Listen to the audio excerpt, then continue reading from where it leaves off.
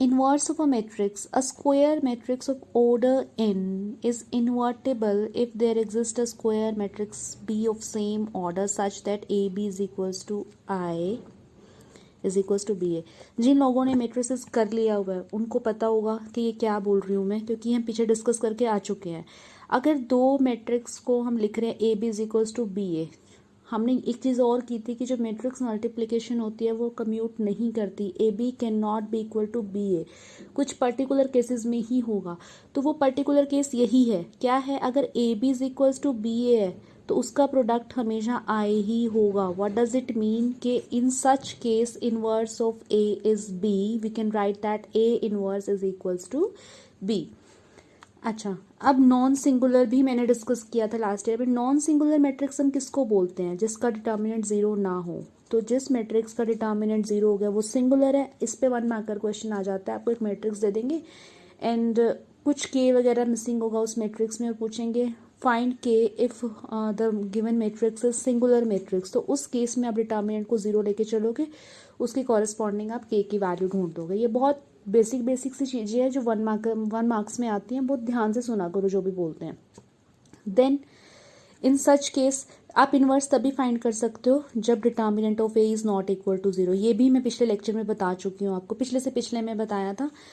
तो A inverse is defined. Then A inverse होता क्या है? 1 by determinant of A into adjoint A. आधे लोगों के तो अभी ऊपर से गया होगा कि डिटर्मिनेंट तक तो समझ आता है. Now what is this adjoint A? Actually आपकी एनसीईआरटी में क्या है, पहले एक एक्सरसाइज दी हुई है माइनर्स फाइंड करने पे, फिर एडजॉइंट फाइंड करने पे, फिर कोफैक्टर्स, काफ़ी कुछ दिया, फिर जाके ये पूरा क्वेश्चन 6 मार्कर आता है. तो मैं थोड़ा डिफरेंट अप्रोच से स्टार्ट कर रही हूँ. मैं सीधा ए इनवर्स फाइंड करना सिखाऊंगी जिसमें एडजॉइंट ए भी यूज़ होगा, डिटर्मिनेंट भी. फिर इसी पे बेस्ड आपकी जो पिछली एक्सरसाइज हम जो अभी स्किप की है हमने वो आपकी डायरेक्ट सॉल्व हो जाएंगी. Let's do with the help of an example. If A is this find A inverse. तो ए इनवर्स का फॉर्मूला जो आपने याद रखना है, what is that? Determinant of A 1 by determinant of A into adjoint A. तो सबसे पहले हम डिटर्मिनेंट ऑफ ए फाइंड कर लेते हैं. Expanding along row 1, so you are getting 2 minus 4 minus plus 4 minus minus plus 3 minus 6 plus 4 plus 5 into 3 minus 2. So determinant is minus 1. So this is not equal to 0.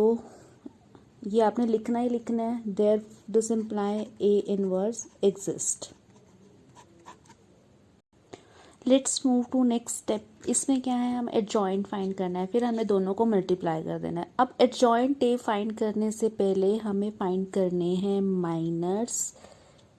फिर minor से हम find करेंगे cofactors. फिर हम cofactors का transpose ले लेंगे. Transpose हमने लास्ट लेक्चर में ही किया है, तो वो आपका क्या हो जाता है? Adjoint A. तो let's move to minors. Minors में क्या होता है, जिस ऑर्डर में आपके एलिमेंट्स लिखे होते हैं उसी ऑर्डर में आपने क्या लिख लेना है? Minors. M11 M12 M13 M21 M22 M23. So what is M11? M11 would be what?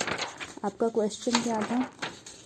ये A11 के कॉरेस्पॉन्डिंग जैसे डिटर्मिनेंट निकालते थे हम, this into this minus this into this.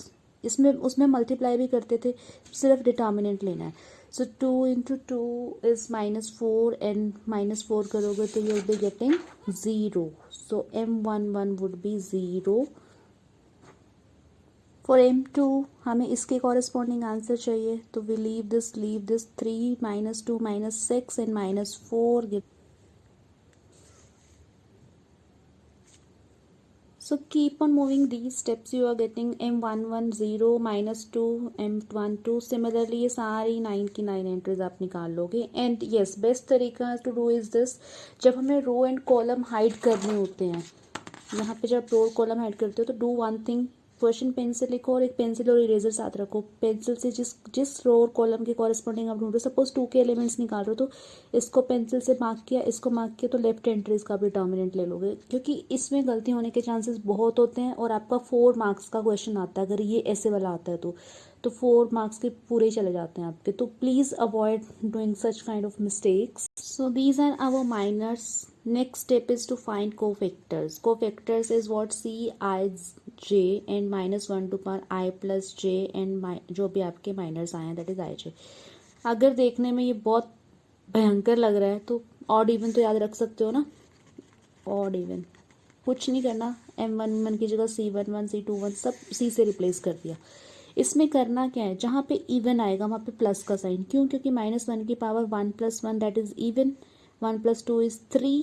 Odd आ रहा है नेगेटिव, फिर ये पॉजिटिव, फिर ये negative positive negative positive negative positive. वही आपका सेम जब भी हमने स्टार्टिंग में किया था प्लस माइनस वाला कंसेप्ट. तो C11 इवन है तो 0 ही आएगा. ये वाला ऑड है तो आपका प्लस का 2 हो जाएगा. देन माइनस का 1. एक पूरी रो का एक साइन पता लग गया, बाकी तो फिर आपको वैसे लग जाता है. यहाँ पे नेगेटिव आना है तो नेगेटिव ऑफ 1 इज -1. अगला पॉजिटिव आएगा so that will be 9. Then -5.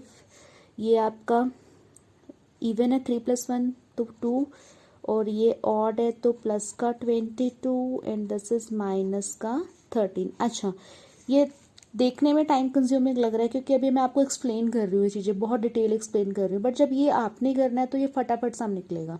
अच्छा, कोफैक्टर्स को कुछ बुक्स में इनफैक्ट और एनसीईआरटी में भी A11 A12 से भी लिखते हैं. तुम A से लिखो या C से लिखो दैट हार्डली मैटर्स. अब हमें ढूंढना है adjoint A.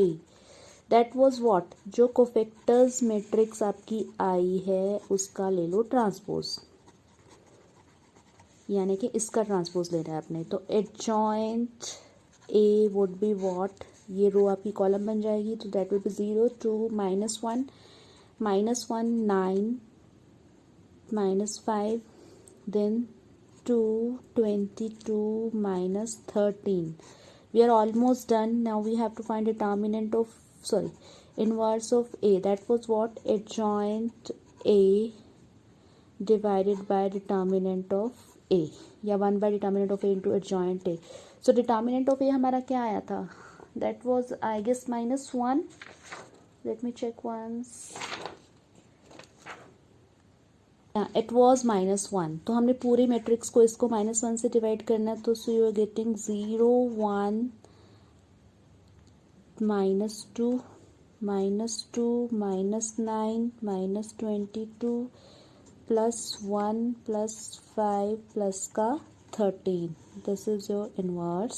So that's all for. So दोबारा से एक बार फटाफट से क्लिक करा देती हूँ चीज़ें क्या की थी हमने. ए इनवर्स ढूंढने के लिए we need to find adjoint A upon determinant of A. Determinant of A simple है, निकाल सकते हो. एडजॉइंट में क्या करना होता है, 3 चीज़ें याद रखनी है. पहली आपको माइनर्स ढूंढने हैं, सेकंड आपको कोफैक्टर्स ढूंढने हैं, एंड थर्ड आपने जो कोफैक्टर्स मैट्रिक्स आई है उसका ट्रांसपोज लेना है. फिर ट्रांसपोज ले लोगे तो वो आपका एडजॉइंट ए बन जाता है. Then you can straight away write down the answer. A inverse is equals to adjoint A divided by determinant of A. That is what, this is your answer.